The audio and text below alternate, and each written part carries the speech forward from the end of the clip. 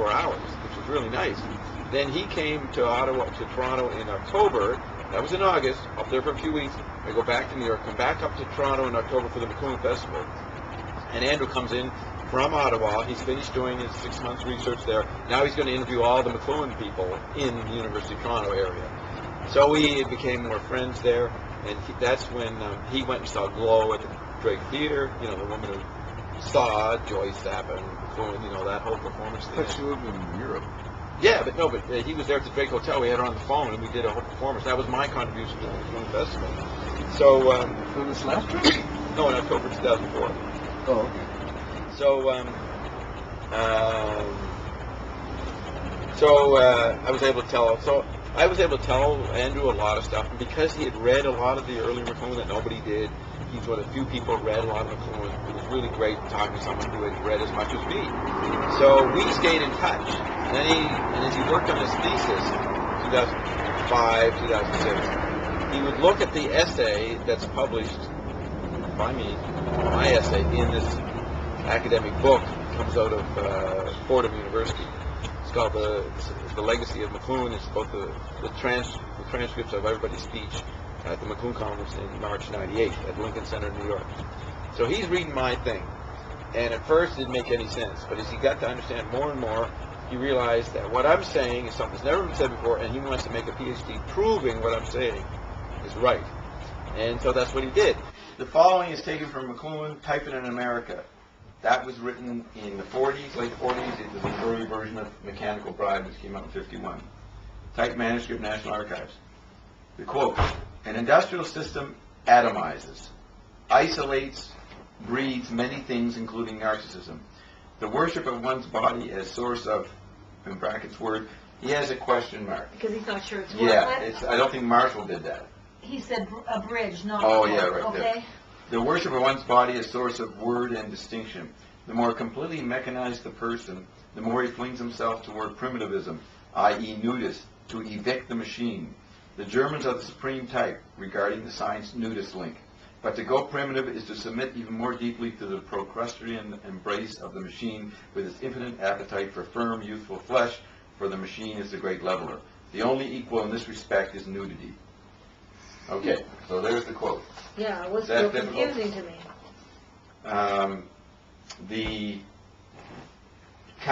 You have a machine environment, and it seems to attack the flesh, so you counter it by sticking it in their face. Look at me, here's my flesh, I take my clothes off. McLuhan's saying reacting that way to a machine's effect is still seduction by the machine. He's saying don't confront it, direct on. So, with that idea, that became a postmodern idea in the 70s and 80s about power. Foucault said don't rebel against the authorities, because the authorities have no authority. There's nothing behind them. They purposely act mean so that you'll get mad and react to them. That means they exist.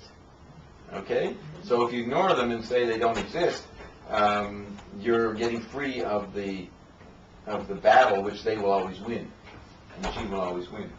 Didn't the Black Panthers, wouldn't they say, like, I don't accept the authority of this court? Right. Something like this? That would be a mistake. That would be a mistake? That's not the same? Yeah, because they're saying you're saying make the statement. They're saying there is a court, and they're denying it. You still are reacting to the court. Yeah. There was no court to deny the authority of. So this is McLuhan in the 40s. Okay. So he's saying just don't. No, Just he's ignore saying it. you've got to perceive the problem differently. Right. Okay.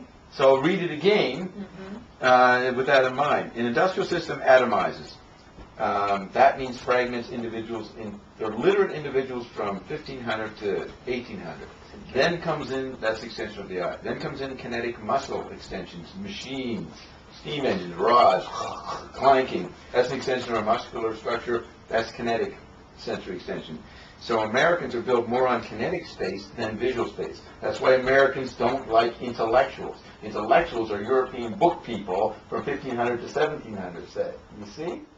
But even though America was built on the book, but it moved into the next technological phase really quickly and created a cultural type that doesn't like hoity-toity print people. It likes sports and muscular and confrontation and manly muscular stuff, right? You know that cliche, the Europeans always found Americans naive in terms of culture, but that's high literate Gutenberg culture. But there was a new kind of culture percolated in the Americas that was machine culture, which we're good at. So when the electric environment came in, it turned the machine culture into art form. So the American art world moves ahead with Andy Warhol, showing that the machine was art form. Europeans couldn't go that far. They started to intuit it with Duchamp and Leger and the people who turned machines into art form. But they painted it. Warhol took the machine artifact itself, the Campbell-Soup and put it in the gallery. So it was the time for America to celebrate its sensory bias, which was the machine world, because it had been superseded by the electric environment, therefore making the previous environment visible. The previous environment had been dominated by Americans, so with Jackson Pollock on to Warhol, Americans took over the art world in the 1560s, because they were better able to handle the machine archetype than the European. Didn't Duchamp do a little bit of that when he put the urinal up there, the bicycle wheel or whatever? Yes, and he spent a lot of time in the United States. Yes, he did. You know, he went back and forth and maybe spent most of his time in the United States. And he never got trapped in the European ideological art faction battles. And of course, the Warhol and Rauschenberg all picked up what they did and explained it as a historical reference to Duchamp, because he intuited the machine as art form. That's why McLuhan has a reference to Duchamp on the cover of The Mechanical Bride. That's the bride. That's Duchamp's piece. Yeah, and McLuhan is pointing out the Duchampian ethos, but then taking it further to this. So the industrial system atomizes, so it takes visually literate people and then fragments them even more within the muscular, confrontational, mechanical American ethos. An industrial system atomizes, isolates, breeds many things, including narcissism. Narcissism would be your personal psychology built on visual literate space. And you're going to hold on to that as you encounter the kinetic, muscular, impersonal machine world.